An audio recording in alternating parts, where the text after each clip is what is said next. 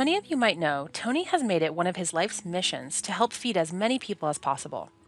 His own family struggled to put food on the table growing up, and it was one stranger's kindness that inspired Tony to give back as an adult. As a philanthropist, through his partnership with Feeding America, Tony has provided over 500 million meals in the last 5 years to those in need, and he's on track to provide 1 billion meals over the next 5 years. But he couldn't stop there. Tony's latest mission is to solve world hunger and the antiquated, unsustainable food practices that currently plague our environment. By 2050, Earth's population will have reached 9.7 billion people. The demand for high-protein products is increasing, while the impact from current meat production practices is devastating our planet. The COVID-19 pandemic has worsened food insecurity, food safety, and access for many communities around the world. Furthermore, cities projected to face rapid population growth and wealth increase are experiencing surges in demand for poultry and fish, as opposed to red meat. Listen as Tony speaks to XPRIZE founder, executive chairman, and his dear friend, Peter Diamandis, about the groundbreaking XPRIZE competition. XPRIZE Feed the Next Billion is a $15 million competition incentivizing teams to produce chicken and fish alternatives that replicate or outperform conventional protein in structure, versatility, sensory properties, and nutritional profile, while having a lower comparable environmental footprint. Solving world hunger while saving the environment? It's the stuff of miracles, thanks to the brilliant minds and hearts of these competitors. Let's hear from Tony and Peter now.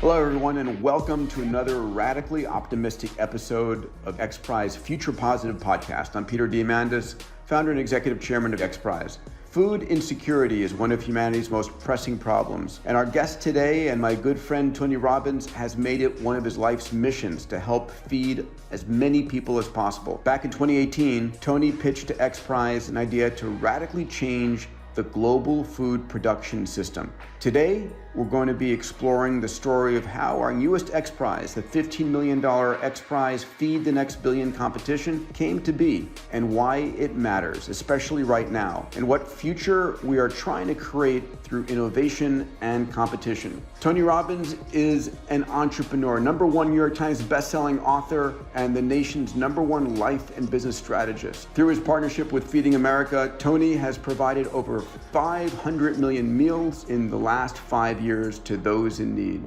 The Tony Robbins Foundation has awarded over 2,000 grants and other resources to health and human service organizations.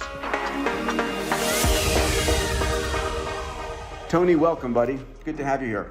Great to be with you. So we're about to launch another XPRIZE. It's exciting. It's very exciting. The Learning XPRIZE is going to have huge impact, but I think this one, it fits people right where they live in their stomach and the way they're able to live. Yeah, so just for those who missed it, Tony was one of the benefactors alongside Elon Musk for another $15 million prize for teaching kids around the world who were illiterate how to do reading, writing, and math. It was called the Global Learning XPRIZE, and massive success.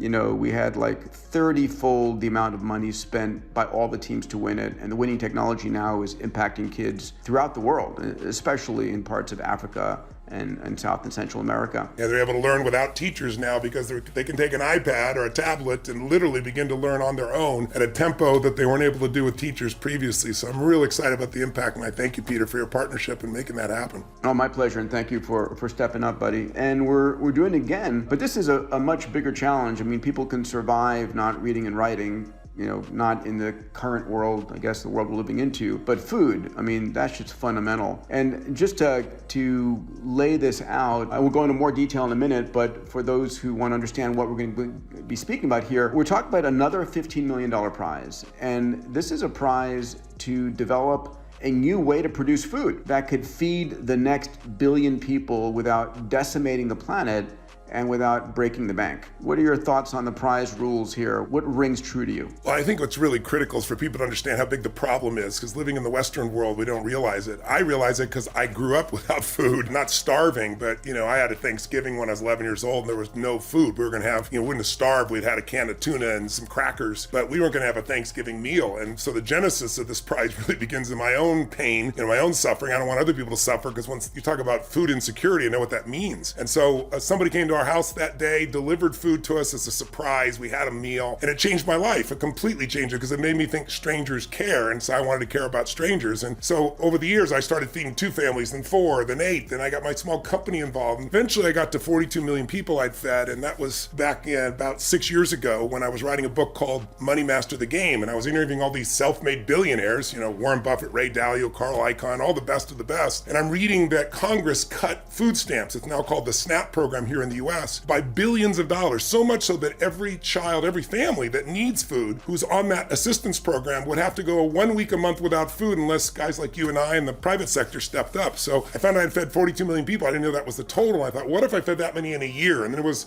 what if I fed 100 million in a year? What if I fed 1 billion people, 1 billion meals over 10 years here in the US? And so we're 6 years into it. We're over 650 million meals. I think we're going to hit 700 meals. So we're ahead of the schedule we were going to do this on. We're going to hit the billion for sure. But then you look around at the rest of the world, and you know what's happened. You talk about this all the time, and look at how much progress humanity has made. Since 1900, we've doubled the lifespan of a human being. We've tripled the per capita income from virtually every nation on earth. We've taken the cost of food down 30-fold, the transportation 100-fold. We've taken 1.7 billion people are living in extreme poverty in 1996, 97. Now it's 227 million. So it's still 227 million too many people. But it's like we have all this ability and we have a food shortage. We have 1 billion people around the world, 900 million, 870 million to be exact, if the estimates are accurate. So nearly 1 billion people right now that are chronically malnourished. 9 million people die of years of starvation. That's 24,000 people a day. Please get your head around that for a second. That's 1,000 people an hour. That's 16 people a second. And of those 16 people, 10 are children. I mean, it is unacceptable. If you made hunger a nation after China and India, it's the 3rd largest nation in the world. And here in America, we have 50 million people, the richest country in the world, and we've got 50 million that don't know where the next meal is, and 16 million are children. So I've worked on the US, but I thought the world's a bigger project. And if we're going to turn this around, we really need to bring the greatest minds together. And that's what's so beautiful about these X Prizes, is to bring the geniuses of all over the earth and saying, how can we shift it? So it started, as you know, by me coming to you and saying, can we put together a plan? What's the best way? We looked at vertical gardening and all the things we could do, cut down transportation costs. But what we really began to find out is it's our current system of basically raising meat that is destroying the planet and can't feed enough people.